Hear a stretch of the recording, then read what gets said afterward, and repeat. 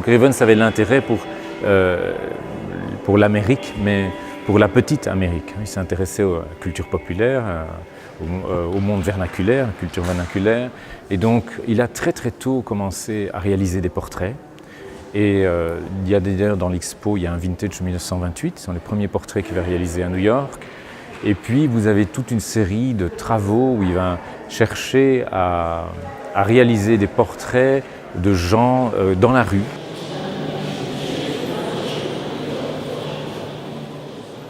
He was very interested in chance. If you're a modern citizen of the modern world, you come into contact with people often for a very brief moment. This might be on the metro or it might be walking down a street. And in 1946, he had the chance to photograph on the streets of Detroit. He set up his camera, holding it at the level of his waist, and watched as people walked past the camera. And he's using the camera almost like as if you were fishing. You just wait, people come past, he takes the photographs, and then he has to decide how to edit them and put them together. And he makes a piece for Fortune called Labor Anonymous, and he chooses 11 of these pictures and writes a very beautiful text about what we actually know from simply looking at people. Can we really know anything about their lives? Can we really make a judgment just from staring at a photograph of someone on the street? And this was a passion throughout his life. What do we know from a photograph of somebody? What do we know from a photograph of anything?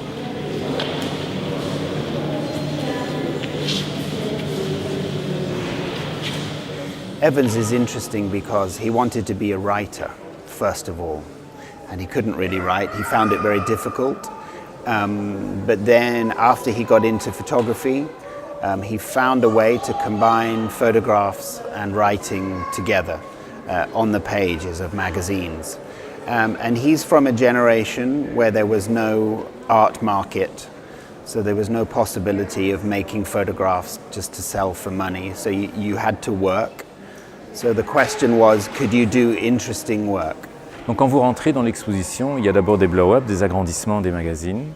Ces agrandissements permettent aux gens de découvrir d'une autre manière les magazines, parce qu'en plus ça porte leur attention sur les textes. Walker Evans, pendant de longues années, va non seulement choisir les sujets qu'il photographiait, mais il va aussi rédiger les textes, et qui sont des textes splendides, et il va faire la mise en page.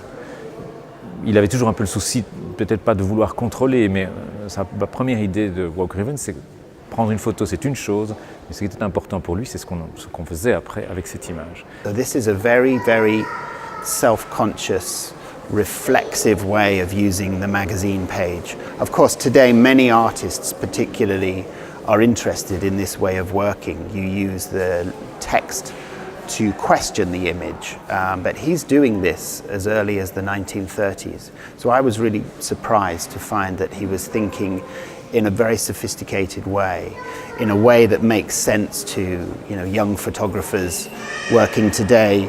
They're very aware of the mass media. Young photographers are very aware of how manipulative the media world is. And here is Evans working in the media world, but questioning its own attitudes and its own values, and that's unique, particularly in American culture.